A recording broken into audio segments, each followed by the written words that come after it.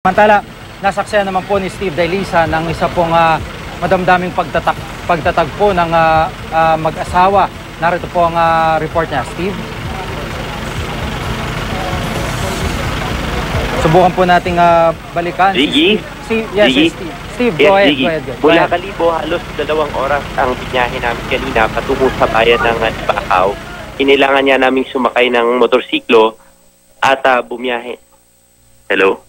Gigi? Go ahead. Naririnig ka namin. Alright. Gigi, kinailangan namin sumakay ng motorsiklo at bumiyahe ng mahigit 1 oras pa, no? Dahil hindi pa tuloy ang naisasaayos ng kalsada. Nitong Biyernes, sakyan GMA yung sa kakaibang puwersang ipinamalas nitong Bagyong Yolanda dito sa probinsya ng Aklan. Hanggang kanina nga, nung mag-ikot tayo ay bakas pa rin ang iniwan nitong pangmatagalang pinsala.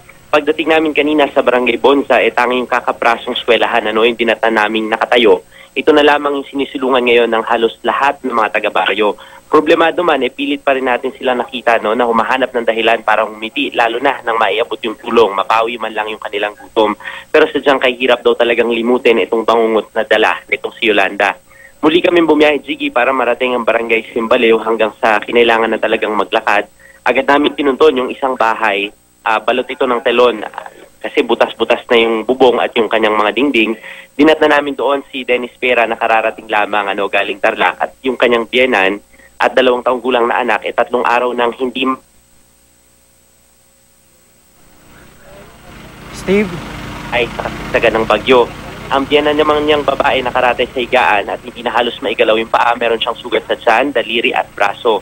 Agad siyang sinuri ng kasama naming doktor at binigyan din ng gamot. Mula Libacao, Gigi, ay sinamahan namin itong si Dennis para kumustahin yung kanyang misis na sugatan din at nandito nga sa Kalibo Provincial Hospital. At nung magkita na yung dalawa, bigla na lamang napakapit itong si Eileen sa kanyang mister. Ngayon lang din niya nalaman, Gigi, na 3 buwan na pala siyang buntis.